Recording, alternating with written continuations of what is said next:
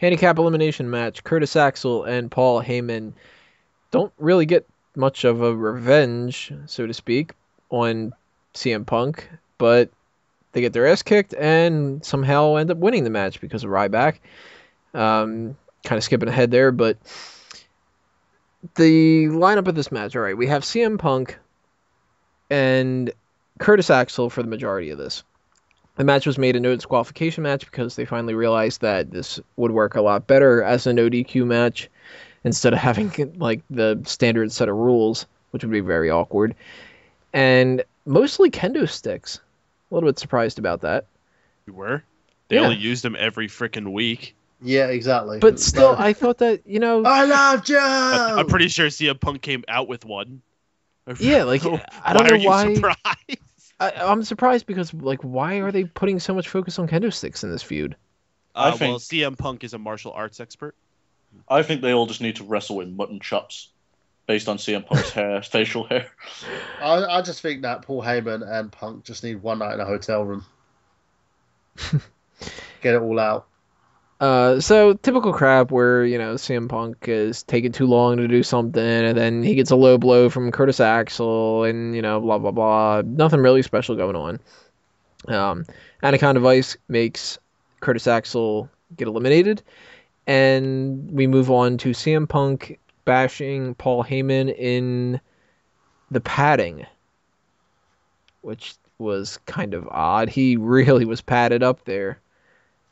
I mean, you could kind of expect him to be padded a little bit because he is somebody who's not really like, a wrestler and a performer who takes all these bumps and everything, but they didn't do well hiding the fact that he had the padding on there. And listen, he's a fat guy. You don't need to make fun of him. You don't have to call it padding, trying to be nice. Just say he's fat.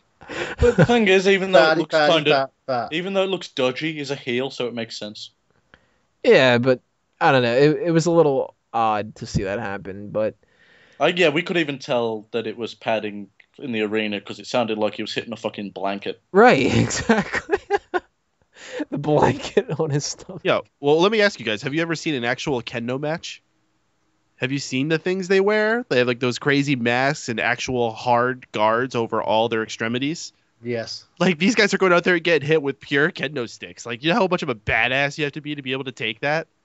No, like, I mean, I don't blame Paul Heyman for it at all. I don't blame him for that at all. I mean, I certainly wouldn't want to get hit by that. Chris Dace has been hit by a kendo stick before, and he can attest to the fact that it hurts like a son of a bitch. Do you remember when Cena was handcuffed and he got the piss beaten out with him and the way he was screaming and flinching and trying to bring his knees up to protect himself? You could just tell that shit was more real than it was selling. That looked awful. I felt actually bad for them. Like, that point, it was just like, all right, I don't care if this guy's boring or whatever. Just knock it the fuck off. Yeah, but then he was like, hang on, it's Cena. I'm going to laugh. Yeah. But it was still kind of weird that they had that thick layer of padding, and they were trying to make it seem like he's really hitting him in the stomach there, and it was like, no, just say he's got some padding on there, like, come on. But the whole match comes to an end with Ryback coming out. He's the new Paul Heyman guy, and he rams CM Punk through a table, drags Paul Heyman over him, and Paul Heyman's got a victory over CM Punk. What do you guys think about that, Steven? The match was not too bad. I mean, Axel and him don't have the best chemistry together, but it was pretty average. I mean, didn't bore me. As far as the whole Paul Heyman and CM Punk beatdown goes, the issue is the whole storyline's being built around kendo sticks, so they had to kind of have that involved in it. They somewhat teased that this was going to be the payoff, and they brought Ryback in, and face it, Ryback's got nothing going for him. That was probably the best move they could have done. I didn't want to see the feud get extended any longer, but at the same time, Ryback's kind of stagnant. They need to do something with him, and giving him Heyman as a mouthpiece will work the best. So it was a pretty average match. The fans got into it when everyone stood around for the public execution of Paul Heyman, and after that, they kind of just fizzled out on the Ryback interference. So yeah, nothing special.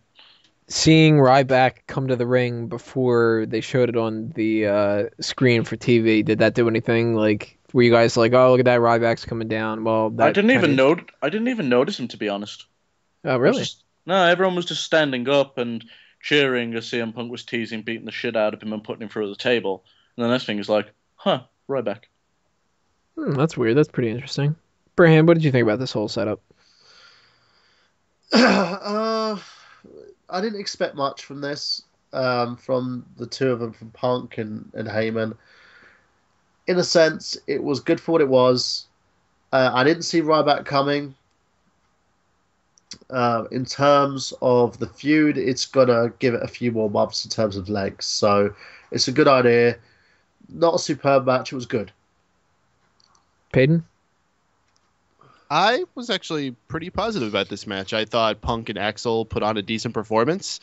I wish Axel could have gotten a little more shine in it, but you know what? He got some good offense on CM Punk. He took a lot of hard hits with that kendo stick himself, so a lot of props to Curtis Axel for taking that.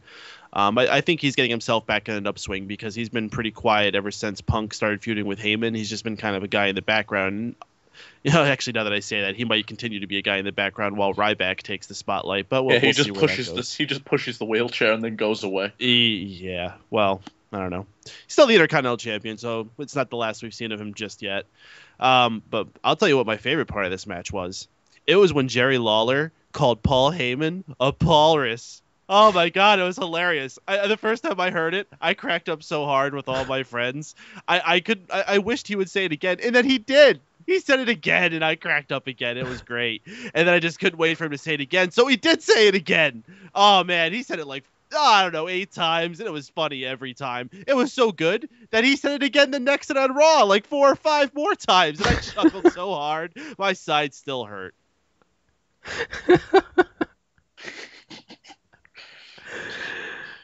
In a less sarcastic tone, what do you think about the whole Ryback Paul Heyman thing? Do you think that this is a step up, or do you think it's a step back like I do? I actually like No, I the think it's bully perfect. thing. I liked it. I think he continued the bully thing. I mean, he even kind of like poked kind of fun at it. He's like, if there's one thing I hate, it's a bully, CM Punk. I thought that was hilarious. So I think it's a good spot for him. You know, Ryback's weak point is, well, it's been a lot of things, but his talking hasn't I was always gonna been one say, of his which things one that you was going? on point. But, you know, it's a good start for him. I like Ryback. I'm not as down on him as a lot of people have been. I think this is a good for him. It'll definitely put him in a good spot feuding with CM Punk, although we've seen it last year, I know, but it's very different circumstances. You got Paul Heyman involved in the mix, and I'm sure it won't be too long term.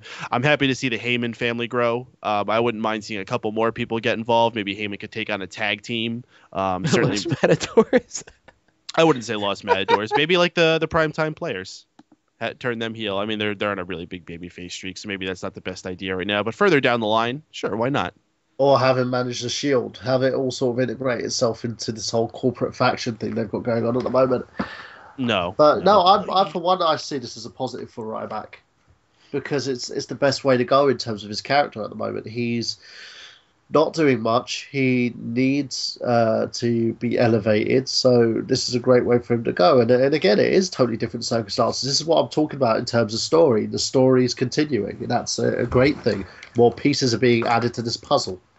Based on their 5-star classics from their previous encounters, we know we're going to get some great matches. Was that sarcasm? Just a tad. Not as much as Peyton earlier. Well, he just loved that saying so much. Oh my God, Jerry Lawler, he was on point all night, man. Who needs JBL there to tell jokes? Jerry Lawler still got it. All right, we're gonna move on. United States title: Dean Ambrose and Dolph Ziggler.